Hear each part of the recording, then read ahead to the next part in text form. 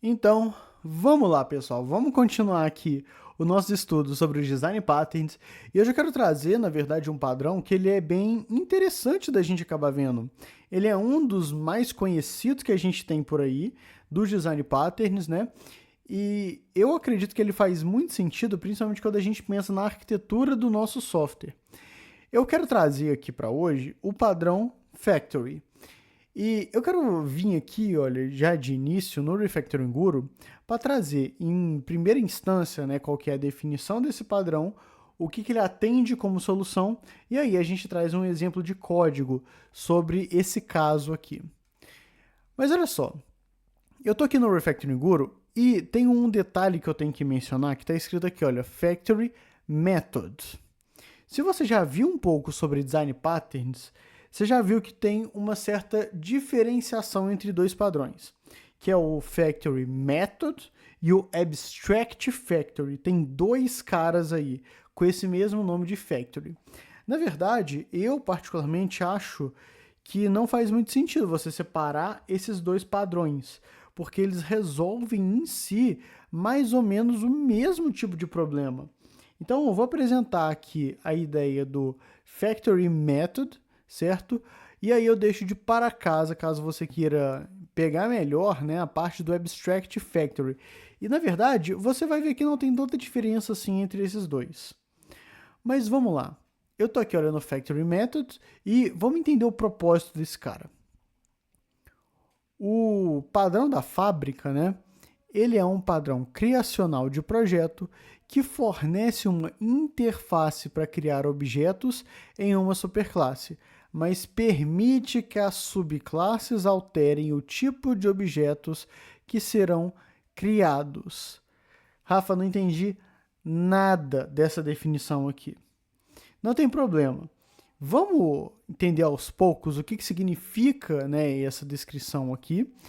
Mas eu vou deixar, né, de curiosidade, toda a historinha que ele conta aqui no Refactoring Guru, né, como é que ele apresenta o problema dele, né, ele traz ali uma certa ilustração para isso, ele mostra uma solução. Mas eu quero, na verdade, já vir aqui, olha, direto para o meu esquemático para falar o problema em si que esse padrão ele resolve. E vamos lá, olha só. Vamos supor que eu tenho duas classes no meu projeto. E eu quero que você pense, por exemplo, que são classes bem parecidas. Ou seja, se uma classe ela é, por exemplo, a criação de um veículo, se a classe 1 é um veículo em si, eu quero que você pense, por exemplo, que a classe 2 é um avião. Então, você tem, na verdade, usuários que eles meio que acessam essas classes e fazem as criações delas, dos objetos delas, meio que de qualquer jeito. Você não tem ali, por exemplo, um ponto em comum, um lugar padronizado, para que você, por exemplo, consiga criar um tipo de elemento de transporte, né? Seja um automóvel, seja um avião, ou seja, todo mundo aqui nesse meu esquemático está acessando essas classes de uma forma direta. Isso pode causar alguns problemas no nosso código. Em vez deles ficarem criando objetos por aí, é mais interessante que a gente tenha, olha só, um elemento aqui intermediário entre essas duas classes para que todos os nossos usuários, né, os nossos desenvolvedores, eles consigam ter uma padronização na criação dos objetos dessas classes. Poxa, Rafa, mas isso daqui não é uma coisa muito simples de se fazer? Você não pode simplesmente dar o acesso natural para essas classes, para os desenvolvedores, e aí cada um que se entenda? Cara, olha só, isso aqui pode causar, às vezes, alguns problemas de código ruim no nosso projeto. E eu quero trazer isso daqui para a gente entender um pouco. Vamos lá. Agora eu vou pegar aqui, olha, o meu VS Code. Beleza, já estou aqui nele, né? Criei uma pasta aqui, olha, de Factory. E para esse caso, a gente vai trabalhar da seguinte forma, pessoal. Eu vou criar um elemento aqui, né? E a gente vai trabalhar em cima dele. Eu quero criar, na verdade, de início, uma coisa que vai ser um pouquinho nova aqui. Eu vou colocar, por exemplo, olha só, service, só que eu vou fazer um serviço de pagamento. Vamos trocar esse nome para ser um pouquinho melhor? Olha só, pagamento underline interface, vai ser uma interface.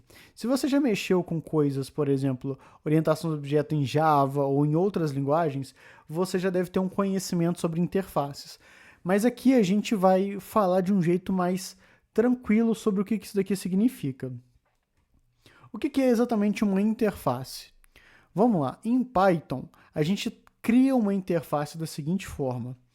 Eu vou pegar, né, uma importação lá de uma biblioteca que chama ABC, vou importar ABC e abstract method, esses dois caras aqui. E eu vou colocar uma classe que vai se chamar o seguinte, olha só, serviço pagamento interface.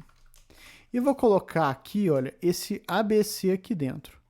Ou seja, quando eu defino uma classe com esse ABC, eu estou falando que ela não pode ser, não pode instanciar um objeto.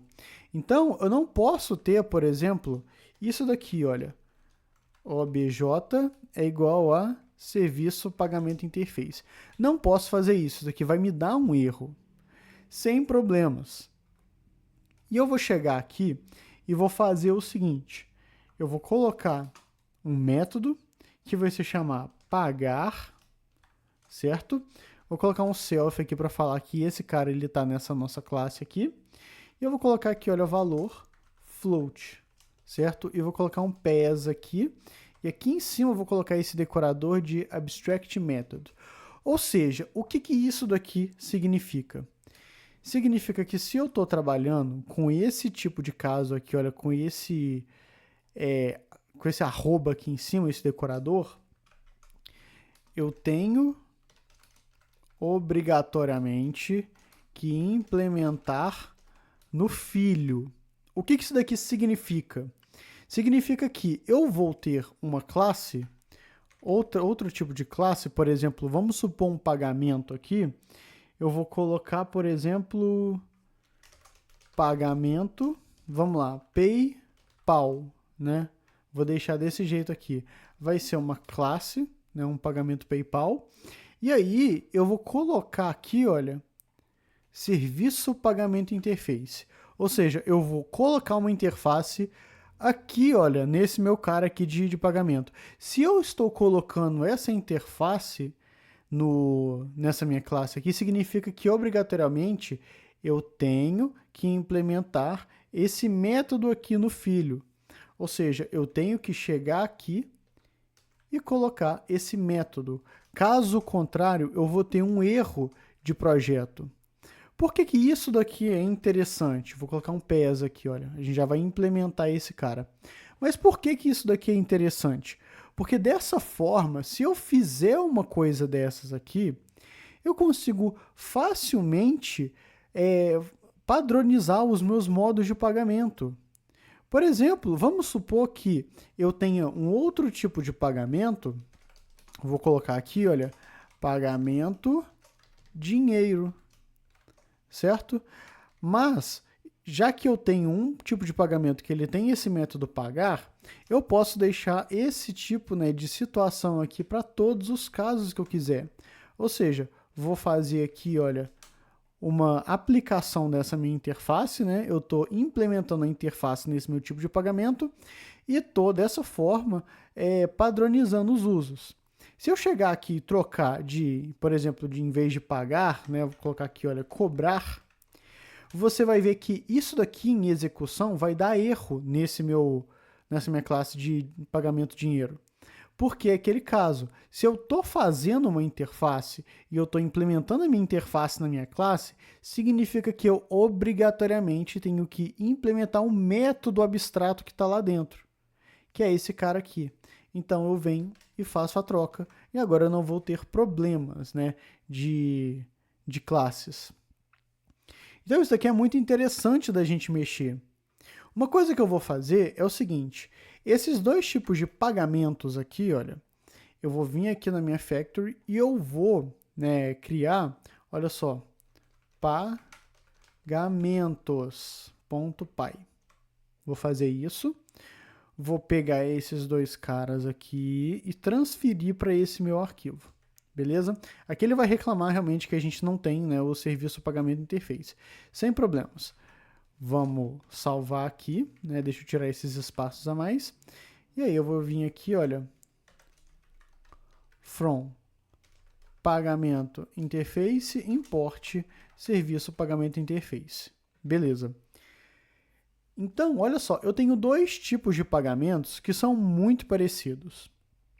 E eu posso fazer, né, um modo simples de, em vez de toda hora um usuário chegar e começar a pegar esse pagamento, ou começar a pegar esse outro pagamento aqui, e começar a usar, por exemplo, no nosso projeto de qualquer lugar, e aí a gente não saber aonde que essas classes estão sendo utilizadas, né, no nosso código e virar realmente uma bagunça, eu posso chegar aqui e fazer o seguinte, olha só, pagamento underline factory .py.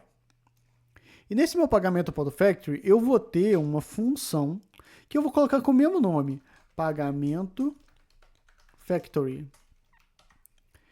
E aí, eu vou fazer o seguinte, aqui dentro vai ser exatamente o lugar em que eu vou definir para criar os meus objetos. Como assim, Rafa? Eu vou vir aqui, olha, from pagamento, pagamentos, né, e import, aqui, olha, pagamento dinheiro e pagamento PayPal. Vou fazer uma coisa também que vai ser o seguinte, para eu ter essa diferença aqui, eu vou colocar aqui, olha, tipo, que vai ser uma string. Se o meu tipo, e aí agora eu vou colocar um if, né? Se o meu tipo ele for totalmente igual a dinheiro, aí eu vou vir aqui, pagamento dinheiro, certo? Objeto, return. Se eu tiver tipo, vamos colocar online, vou deixar desse jeito aqui, return, pagamento PayPal. Isso daqui, pessoal, por si só é uma factory. A gente acabou de definir aqui, olha, que se alguém quer utilizar ou pagamento dinheiro ou pagamento PayPal e quer utilizar o objeto desses caras aqui, você não vai diretamente aqui no nosso pagamento. Você vai, na verdade, na nossa factory. Olha o poder que isso daqui tem. Isso daqui, pessoal, na verdade, parece que é pouca coisa, mas é, na verdade, uma situação muito interessante. Deixa eu te mostrar o porquê. Se a gente tiver, por exemplo, uma outra construção nesse nosso pagamento PayPal aqui, olha, por exemplo, em vez de eu chegar e colocar aqui, olha, esse nosso pagar de qualquer forma, né? Vamos colocar até uma lógica para esse cara aqui. Eu vou colocar aqui, olha, print pagamento realizado. Mas vamos supor que eu tenha, na verdade, que colocar aqui, olha só, vou colocar no método construtor, né? Tem que colocar um HTTP request. Vamos supor que eu tenha que colocar uma outra classe aqui dentro por injeção de dependência para que eu consiga chamar, né, o meu gateway de pagamentos para fazer o meu pagamento. Vou colocar aqui, olha, HTTP, certo? E aqui eu vou ter esse cara aqui. E aí eu vou ter, por exemplo, HTTP, na verdade é self, né? Ponto HTTP request ponto post. Vamos supor que eu tenho que fazer um post com esse valor aqui, ó. Vamos supor que eu tenho que fazer isso daqui. Nota que eu alterei, né, a minha classe de pagamento PayPal. Em tese, eu não preciso mais alterar todo mundo aqui, olha, no meu projeto. Eu posso simplesmente, olha só, alterar unicamente aqui, olha, no meu pagamento factory. Eu vou fazer um complemento aqui para a gente conseguir, né, determinar essa parte aqui de uma maneira simples. Eu vou criar, olha só, um outro arquivo que vai se chamar http.py, né? E eu vou ter aqui uma classe que vai chamar, por exemplo, HTTP request, certo? Vou ter aqui, olha, um post, que é exatamente o método que eu estou colocando aqui, né? Estou colocando aqui o meu post. Vou colocar um self para falar, né, que esse cara está aqui nessa minha classe. E vou colocar aqui um valor. Esse valor, vamos colocar, por exemplo, inteiro, né? Tá legal aqui. E aqui eu simplesmente vou fazer um print. Olha só. Vou colocar aqui, olha, post HTTP enviado com valor. E aí eu vou colocar um F aqui para falar que é uma string formatada e aqui o valor. Beleza.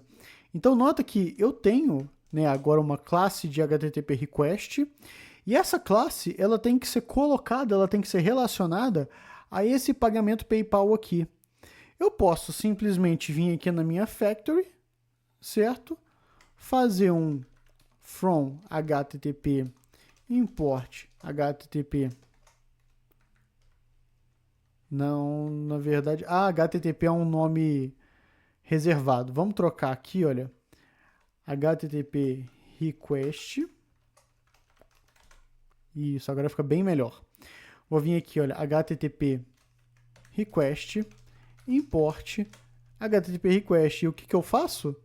Olha só, se eu preciso de ter um objeto de HTTP, eu faço ele aqui e eu injeto, olha, a injeção de dependência aqui, olha, no pagamento dinheiro. Nesse caso, esse objeto HTTP, ele vai entrar aqui, olha, no meu pagamento dinheiro, certo? Na verdade é pagamento PayPal, né? Aqui eu estou confundindo. Deixa eu tirar isso, colocar aqui.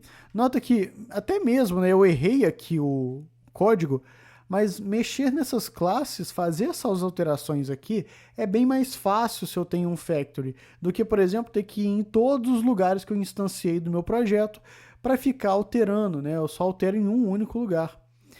E aí eu venho aqui, olha, pagamento PayPal, né? O HTTP está aqui, eu vou chamar o post e beleza, tudo certinho.